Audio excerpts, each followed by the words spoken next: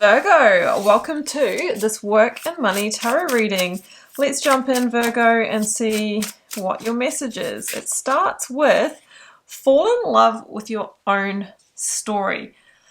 Okay, Virgo, like we all have a story when it comes to our abundance, creating our wealth, or the experience we've had with lack of, like our money story. You're really being asked to fall in love with that because you are who you are today because of that story, okay, and because of your experiences. And if you've had negative experiences or struggles, you can really use that as the fire. It feels like there's a lot of gift in your story, and sometimes you can also use that gift of your story in your work in some way. What else do we have? Bravely market your magic. Okay, look, if you are wanting like a pay rise or a promotion or something like that, you are being asked to market yourself. Like, we can't just like go into the boss's office or manager's office and say, I think I deserve a pay rise, or so-and-so got one, it's my turn.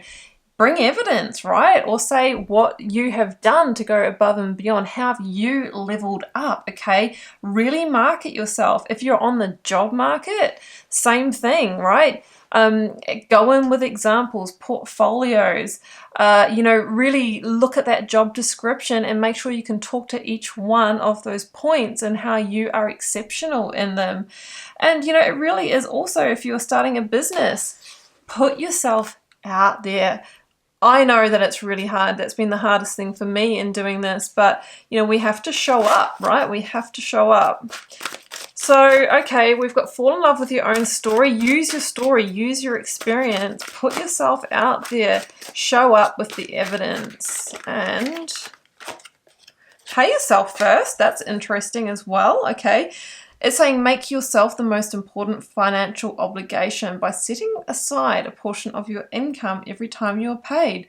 This is a loving form of self-care that ensures you'll have the savings to invest in your present future. So there's a feeling that you might want to go out in your own way here, right? Maybe in a business, maybe as a freelancer, contractor, whatever works with your industry. But if you don't pay yourself first and start making the plan for that and getting that backing behind you, you may not be able to make the move, okay? So it's basically saying get a bit of a nest egg going. Maybe it's not for that use. Maybe you want to buy a house or something. Just pay yourself first that little bit. And if you can't, how can you generate some extra money? What can you do? What magic do you have that you can market, that you can make that little bit of extra money? Because I've got temperance here. It's about a divine guidance here towards some kind of rebirth, okay? I also want to say that this card is a lot about the right conditions at the right time for a new path. So there could be a new path opening that you are being guided towards. Now you are being asked to have patience as well, a little bit of patience here. But yeah, it's a beautiful energy of balance and conditions being almost right. Right, what else do we have? Oh, the Chariot, almost right to move forward. Okay, double major arcanas coming out. We've got Sagittarian energy.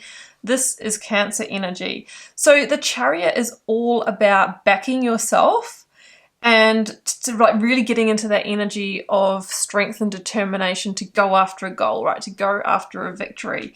Sometimes in that process, we need to leave behind maybe a current workplace, a way of working, some kind of knowing, right? Maybe even a location to put ourselves out there. Okay, so the charioteer is somebody who would be marketing their magic, right? They're showing up, they're making bold decisions, and they're moving ahead. So yeah, we have got a beautiful victory energy with that. Oh my gosh, 3 for 3 major arcana. There is a massive rebirth energy here. Liberation too. But it's liberation that comes usually through a previous cycle ending.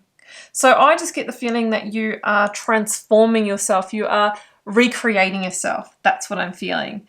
So yeah, actually that's coming through more strongly now. You might be recreating yourself within your industry or within your role which will give you that extra magic to go for that next level up. So it'll be different for all of you, okay, you know, how that's going to happen, but it feels like you are transforming. Maybe you are just finishing a course or something, or you've learned a skill or talent. Maybe you are showing your, you know, your strengths, right? You're being unapologetically you, like you're really stepping into that energy. And that's going to lead to a rebirth and probably a bold victory, I would say. For some of you, you will need to leave a previous role or organization behind to really, you know, claim this sort of recreating yourself energy. But wow, it really is there. It's a full sort of metamorphosis going on in that one. Can we get 4 from 4 major arcanas, Virgo? No, we can't, but we can get the 7 of Cups. Okay, so this is about, you know, dreams and maybe fantasizing about, you know, how you want this scenario to go, and or this conversation to go, or what's in the future for you.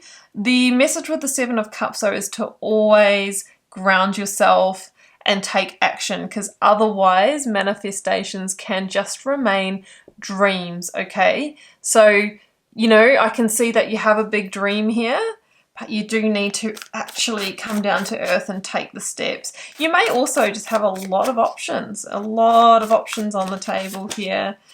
Yeah, okay, so I'm trumping that with the shadow work card, the 7 of Cups. So the shadow aspect of this, the part that may stop you from moving ahead, is the 7 of Cups, and that can be, I've got so many ideas and there's so many options and I just want to do all of them, and then it gets too overwhelming and you do nothing. Or you start 7 different things and then you abandon them. So just be mindful of your own blocks around the 7 of Cups, or the just talking about it too much, manifesting and never actually putting that earthy tangible action, or the money. Pay yourself first, putting some money to it. Okay. And the 9 of Swords, yeah, because that will lead to stress, because you might think, well, you know, I'm putting all this energy in, but nothing's really happening. That's the mental overwhelm that can happen. So we've got that shadow aspect there for you, all right? I can see a lot of like gung-ho energy, I just want to move forward, but, you know, I think there's a bit of a slow down. As I pull the Knight of Pentacles, okay, that's the last card.